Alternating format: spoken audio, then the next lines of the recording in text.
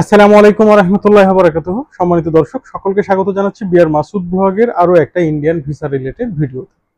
দর্শক, গতকালকে আমার কাছে বেশ কয়েকজন ভাই প্রশ্ন করেছে এবং তার আগেও কয়েকদিন ধরে প্রশ্ন করছিল যে ভাইয়া আহ, বিশেষ করে ভারতের যে ডাবল এন্ট্রি ভিসা, এই ডাবল এন্ট্রি ভিসা সম্পর্কে একটু যদি আপডেট তথ্যটুকু দিতেন আমরা উপকৃত হতাম। আর গতকালকে আমি একটা ভিডিও দিয়েছিলাম বিশেষ করে যে সমস্ত প্রতারক চক্র মানুষজনকে প্রতারণা করে বিশাল অঙ্কের টাকা হাতিয়ে নিচ্ছে তাদের বিরুদ্ধে আপনাদেরকে আমি সোচ্চার করেছিলাম।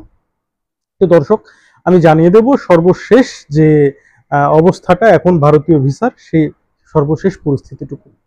তো বাংলাদেশ থেকে ভারতের যে পরিমাণে ভিসার আবেদন হয় ন্যাচারালি, তার প্রায় 60% থাকে হচ্ছে ট্যুরিস্ট ভিসা এবং এর মধ্যে 30% থাকে হচ্ছে মেডিকেল ভিসা, আর 10% থাকে অন্যান্য বিজনেস ভিসা বলেন, এন্ট্রি ভিসা বলেন, ডাবল এন্ট্রি ভিসা বলেন, স্পাউস ভিসা বলেন, স্টুডেন্ট ভিসা বলেন, আর ইত্যাদি ইত্যাদি ইত্যাদি, কনফারেন্স ভিসা।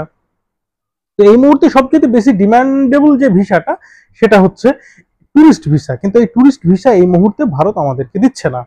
এবং আদৌ যে কবে দিবে, আশা করেছিলাম হয়তো খুব শীঘ্রই এটা ছুটে যাবে, কিন্তু আদৌ যে কবে দিবে এমনও হতে পারে আগামী 2 মাসেও দিবে কিনা সন্দেহ আছে। এতে গেল ট্যুরিস্ট ভিসার ব্যাপার। এখন এরপরে হচ্ছে মেডিকেল ভিসা। মেডিকেল ভিসায় আসলে এই মুহূর্তে যে পরিমাণে আবেদন হচ্ছে তার এগেইনস্টে স্লট একেবারে অল্প।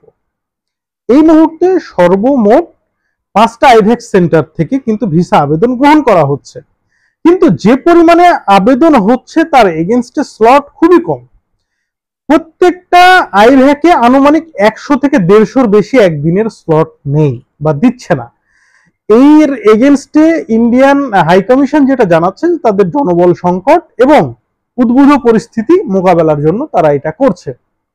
যদিও বা পরিস্থিতি এখন আর কোনো উদ্বুদ্ধ পরিস্থিতি নেই, পরিস্থিতি এখন পরিপূর্ণ স্বাভাবিক, কিন্তু তারপরেও ভারতীয় হাই কমিশনের কাছে আমার নাকি এই পরিস্থিতি এখনো স্বাভাবিক হয়নি। যদিও বা অন্যান্য সকল এম্বাসি আরো 1 মাস আগেই সবকিছু স্বাভাবিক বলে ঘোষণা দিয়েছে, তারা তাদের কার্যক্রমও স্বাভাবিকভাবে চালাচ্ছে, কিন্তু বাট ইন্ডিয়ার কাছে আমরা এখনো স্বাভাবিক হতে পারিনি। জানি না এটা আসলে কবে স্বাভাবিক হবে। তারা ক্লু দেখাচ্ছে যে তাদের জনবল সংকট, জনবল সংকট বলতে বাংলাদেশে তো তাদের অনেকগুলো আইভ্যাক সেন্টার ছিল, সেই সমস্ত আইভ্যাক সেন্টারে যারা কর্মরত ছিল তারা সবাই ইন্ডিয়া চলে গেছে, তারা এখনো আসেনি।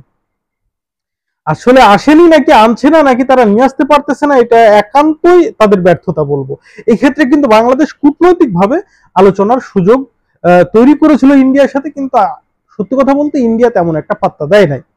এখন কথা হচ্ছে যে প্রতিদিন কি পরিমাণে স্লট দিচ্ছে এবং কি পরিমাণে আবেদন হচ্ছে। দেখুন ভাই, স্লটের পরিমাণ খুবই অল্প।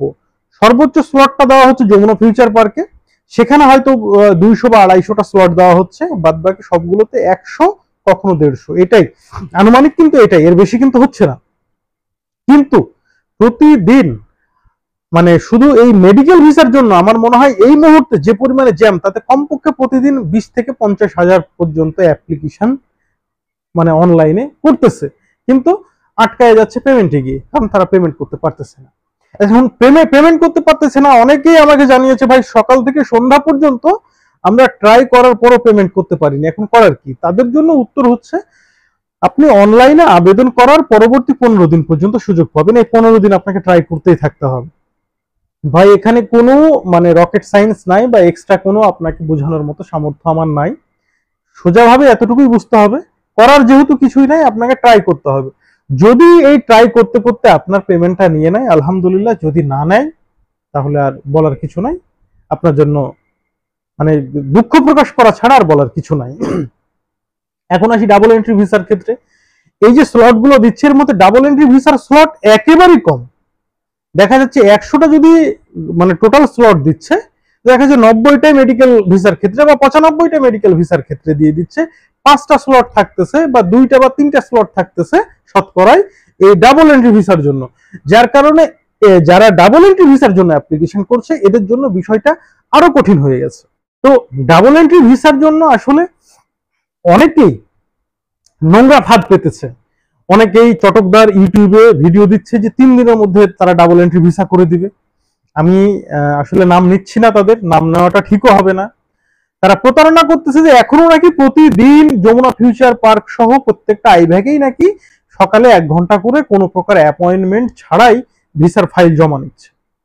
কি বলবো, আসলে এদেরকে বলার কোনো ভাষা নাই। এবং সেই সমস্ত ভিডিওগুলোতে দেখলাম যে অনেকে বিরূপ মন্তব্য করেছে, তাকে গালাগালিও করেছে যে আপনি এটা সম্পূর্ণ মিথ্যা বলছেন, আমরা গিয়ে এটা পাইনি। আসলে ভাই এটা কিন্তু হয়েছিল জাস্ট একদিনের জন্যই, আর এটাকে কেন্দ্র করে এই সমস্ত ইউটিউবাররা ভিউ বাড়ানোর জন্য মানুষজনকে প্রতারণা করছে।